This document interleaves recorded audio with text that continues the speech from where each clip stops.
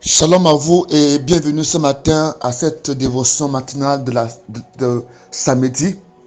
Nous bénissons infiniment notre Dieu pour cette grâce chaque fois renouvelée envers nous, en nous donnant la vie, en nous ayant protégé toute la nuit. Nous nous sommes reconnaissants au nom puissant de Jésus-Christ de Nazareth. Amen. Ce matin, nous continuerons sur nos thèmes, la puissance de nos paroles.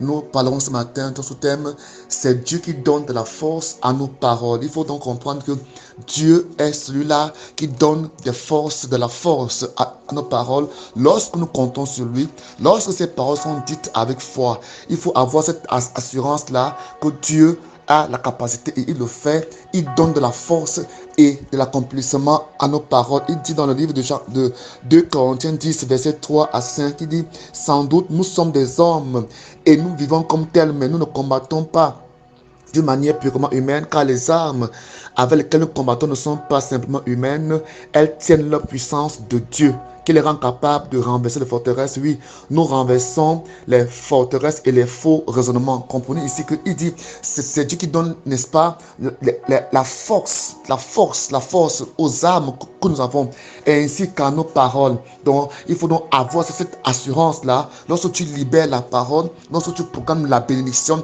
lorsque tu fais des paroles de proclamation, lorsque tu dis des paroles de proclamation sur ta vie, il faut te tenir sur Dieu, il faut avoir la foi en Dieu, que Dieu l'accomplira. Donc il faut donc te tenir sur sa parole et avoir cette ferme assurance. Hébreux 1, verset 14 dit, en effet, que sont les anges, sont des esprits envoyés aux diverses fonctions, envoyés en service pour aider ceux qui doivent hériter le salut. On voit ici que les anges de Dieu sont présentés ici comme des serviteurs envoyés exercer, n'est-ce pas, des fonctions auprès de ceux qui doivent hériter le salut. Donc lorsque tu libères la parole, lorsque cette parole est une parole de foi basée sur la parole de Dieu, basée sur la pensée de Dieu, il faut comprendre que Dieu l'accomplit. Les anges vont venir à accomplir cela. Il faut donc que nous ayons la foi, que nous puissions, n'est-ce pas, être enracinés en Dieu. Faisons attention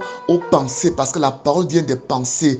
Dieu a ses pensées et l'ensemble des pensées de Dieu est écrite dans la parole de Dieu. L'ensemble des pensées de Dieu sont consignées dans la Bible qui est la parole de Dieu. La Bible dit que nous devons avoir la pensée de Christ. Il dit nous avons la pensée de Christ parce que la parole proclamée vient de la pensée. Or, Satan a aussi la capacité de s'aimer en toi des mauvaises pensées. Donc, beaucoup de mauvaises pensées que tu as viennent directement de Satan. Il dit dans Jean 13, verset 2, il dit, c'était au cours du repas de la Pâque, déjà le diable avait sémé dans le cœur de Judas, fils de Simon Iscariote, le projet de trahir son maître et de le livrer. Vous voyez ici que Satan va s'aimer. Donc, il procède exactement comme Dieu procède. Il sème. Vous vous rappelez la parabole du sémeur dans la Bible que Jésus avait dit à ses disciples. Donc, et quand il expliquait cette parabole de la semence, il a dit la semence, la parole de Dieu.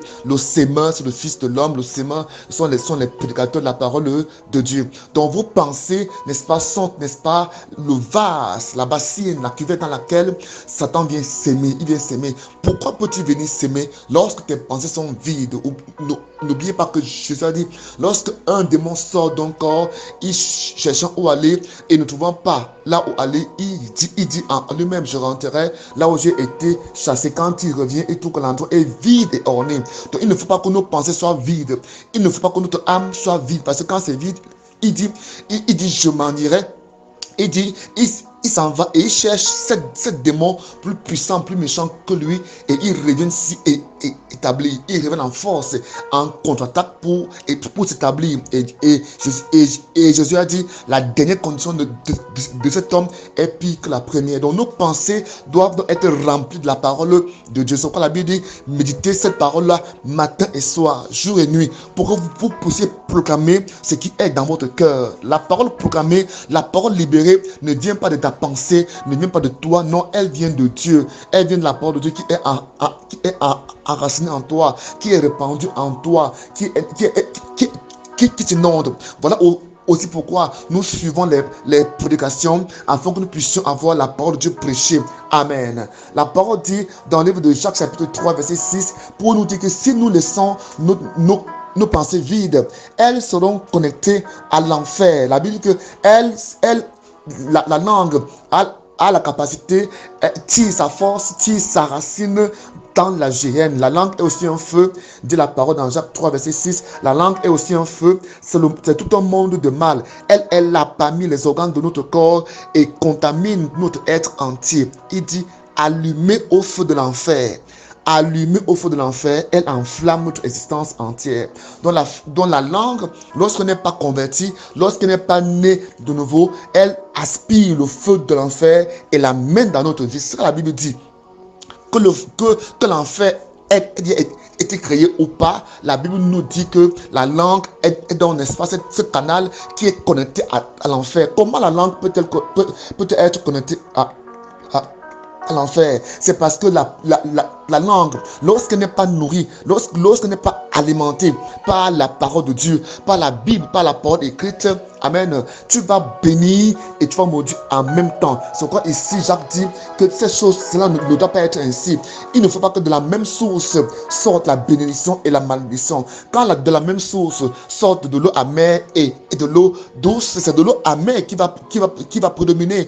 Parce qu'une goutte d'eau amère est suffisante pour détruire, pour gâter, n'est-ce pas, une bassine d'eau douce. Elle ne peut plus être buvable, mais une goutte d'eau douce ne peut pas assainir une bassine d'eau amère. Ça, c'est la réalité. Voilà pourquoi lorsque tu es nourri, lorsque tes pensées sont nourries par la parole de Dieu, tes proclamations, tes confessions iront aussi selon ce qui est rempli dans ta pensée. La parole est donc l'une des fonctions de la divinité. Ça, c'est ce que la parole nous dit. Parce que Dieu a créé toutes choses par la parole. Dieu proclame toutes choses par la parole. Et il t'a donné la parole. Donc la parole est une essence, est une manière de Dieu, pour Dieu de te transférer sa divinité. Donc à partir du moment où tu as la parole, tu peux créer, tu peux régénérer, tu peux transformer ton environnement. Il dit la parole a donc été donnée à des hommes afin que ces hommes puissent opérer comme Dieu. N'oubliez pas que Dieu a dit lumière soit, la lumière a été. Mais pourquoi est-ce que les hommes ne peuvent opérer ainsi? À cause du péché. Le péché nous fait perdre cette fonction. Lorsque tu mets une vie de péché, lorsque tu mets une vie, n'est-ce pas, dans la dissolution, dans l'impureté, dans, n'est-ce pas, l'esclavage sexuel, il sera impossible que tu fasses des proclamations positives, des proclamations de bénédiction et que ça s'accomplisse. Donc voilà pourquoi il faudrait que nous naissions de nouveau, que nous devenons des enfants de Dieu, que nous acceptons la parole de Dieu dans nos cœurs, que nous nous repentons et prenons l'engagement de suivre Jésus-Christ. Lorsque nous nous repentons et que nous prenons l'engagement de suivre Jésus-Christ, nos paroles commencent à se transformer. Donc il faut donc comprendre tout cela, car c'est le diable qui a introduit dans ce monde le péché de la langue, tel que le mensonge, les murmures, les médisances, les calomnies, la méchanceté, les injures, les accusations, les condamnations. Ça, c'est Satan qui a introduit ces choses sur la terre au travers de la langue. Mais en Jésus-Christ, nous sommes guéris de la langue. En Jésus-Christ, nous sommes délivrés de cette langue méchante. En Jésus-Christ, notre langue devient christique. Elle devient enfant de Dieu. Elle devient comme la langue de Dieu. Alors, nous pouvons bénir, nous pouvons proclamer et le Seigneur accomplit. La création est en train d'attendre. Le monde attend. Ton environnement attend tes paroles. Elle attend tes paroles et elle attend pour que tu proclames. Et quand tu proclameras, ton environnement, ton entourage se transformera, deviendra à l'image de tes déclarations, deviendra à l'image de ta parole. Alors ce matin, Dieu te parle maintenant de revenir à lui parce que ta parole doit avoir la puissance de transformation. Ton environnement peut être transformé par ta parole. Les temps peuvent être transformés par ta parole. Les circonstances peuvent être transformées par ta parole. N'oublions pas que Gédéon a stoppé le cours du temps. Il a stoppé la course du soleil. Il a stoppé l'évolution du temps par la parole. C'est pour montrer la capacité de la parole dite avec foi. C'est pour vous montrer la capacité c'est pour montrer la capacité des bénédictions qui sont enracinées en Dieu. Donc Aujourd'hui, Dieu te dit que tu as la capacité de transformer ta vie à son image. Tu n'es pas libre tu ne dois pas transformer ta vie en ce que toi tu veux, parce que Dieu seul sait ce qui est bon pour toi. Dieu seul sait ce qui est meilleur pour toi. Et pour connaître les pensées de Dieu, tu vas vers la Bible. Tu vas vers la Bible. Mais en conclusion, je te dirais ceci, que Dieu a pour toi des bons projets, des projets de bénédiction, des projets de prospérité. Donc, quelles que soient les bonnes paroles que tu libéreras dans ta vie, cela ira en droite ligne avec la pensée de Dieu pour toi. Il n'y a aucune bonne parole que tu libéreras sur toi qui sera, n'est-ce pas, en déphasage avec la pensée de Dieu pour ta vie. Voilà pourquoi quand tu vas lire la Bible, Dieu va ramener tes pensées vers ses pensées. Dieu va ramener tes paroles vers ses paroles. Que Dieu te bénisse ce matin au nom de Jésus-Christ. Mon nom, c'est l'apôtre Petit Bled. Mon contact, appel WhatsApp sur le plus 237 699 97 82 47. Soyez bénis au nom de Jésus.